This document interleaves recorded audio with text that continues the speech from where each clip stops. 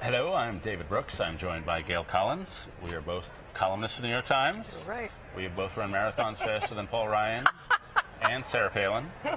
And we both partake in something called The Conversation, which we do normally on Wednesdays during the conventions constantly, it seems, online We're and in never print. apart. It's wonderful. And we have moved on foot from Tampa to Charlotte, and we're now in the Democrats. And you're looking more comfortable here, I have to say. And so we're about to see a great show. And what are you looking for? I have to admit, I was sort of more excited about the seeing of the Republicans because I didn't actually know what would happen.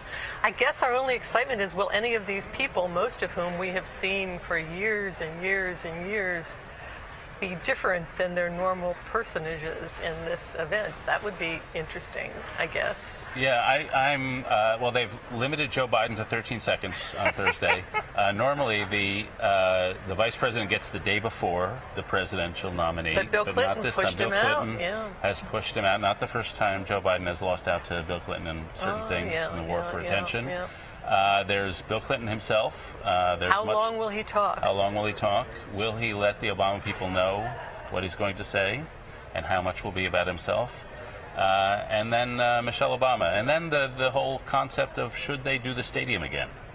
It's been raining here ferociously in the afternoons, and I'm a little dubious about the stadium. Boy, I would take this as a good excuse not to do the stadium. I don't understand the stadium business at all. I mean, the whole Greek Pillars thing was somewhat unfortunate last time, but the stadium was full and everybody was excited. No way it's going to be full now, and there's rain. And if there's anyone listening who's planning this, don't do it. Come here to the convention. I heard It'll the be senior, fun. he was on the record, John Messina, the senior Obama person, said they were, quote, excited about the stadium. Don't be excited about the stadium. It's not to be excited about. And I think they've actually built a mountain for him to come down from. And then he'll run around the stadium until he makes 3 miles. Yeah. And And so where are we? How do you think the huge bounce for the Republicans? No, I think weenie bounce at best, don't you? Just a little hop maybe out of the Republicans. You look at Gallup and nothing. Very little. The Obama people were saying there would have been no effect out of the first convention. Have we exhausted this? Our colleague Joe Nocera in today's paper said that these things, first they were for selecting the candidate. That's no longer here. Now they're for supposedly getting a bounce, making your case. That no longer seems to obtain. And most of it is done off for the benefit of us and for nobody, no one ever. I mean, there should be 2 hours of it. One night, 2 hours. The first hour you can show movies or let a celebrity talk to an inanimate object, whatever you want. Second hour, the two people give their speeches. Okay, That's so it. Barack Obama is going to present us with his big idea. What he wants to do. I like your idea years. of the big idea. The one about how he was going to do global warming for the He's entire... been saying that. That's what I got that from him. They asked him, what are you going to do for the next 4 years?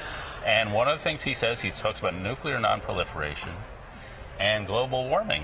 And if he wants to do it, fine, do it. But tell us what he's going to do. That's an evil Republican plot. I mean, really, they're not going to do that. They'll never get it done. They couldn't get it done before. Okay, They're I not sort gonna of do agreed that with you, one. but he brought it up. So the second big idea is middle class. Right. And so, in my view, there are two approaches to the middle class on the Democratic side. The wimpy moderate approach, which is like a few student loans and a few tax breaks, which is fine. I'm for all that stuff, infrastructure spending, but it really doesn't get you there. If you think wages have been stagnant for 20 years, you need something pretty major. You need to strengthen unions. You need to redistribute money. That's true. These are pretty big policies, and so that would at least be a big idea. More liberal than I'd be comfortable with, but it would be a big idea. It would be a big idea, and at least the wimpy version of this. You may be seeing the wimpy version, the middle-sized version of your big idea at this convention. I wouldn't be surprised. But do you know why Barack Obama wants a second term, aside from keeping Paul Ryan out of the Naval Observatory, where the vice president lives? Oh, sure, except, you do want to keep Paul Ryan way far away from the Naval Observatory. But beyond that, he wants to get all the things he started in the first term done. He wants to get Obamacare up and running, which really does, I think, for him, have the key to both reducing entitlement costs and to finally doing something for the fact that nobody's insured in this country. That's huge. He does want to do something about global warming. He wants to do something about getting the economy restructured, infrastructure. A lot of the things that you mentioned he wants to do, and I mean, if the Republicans don't stop him, he will.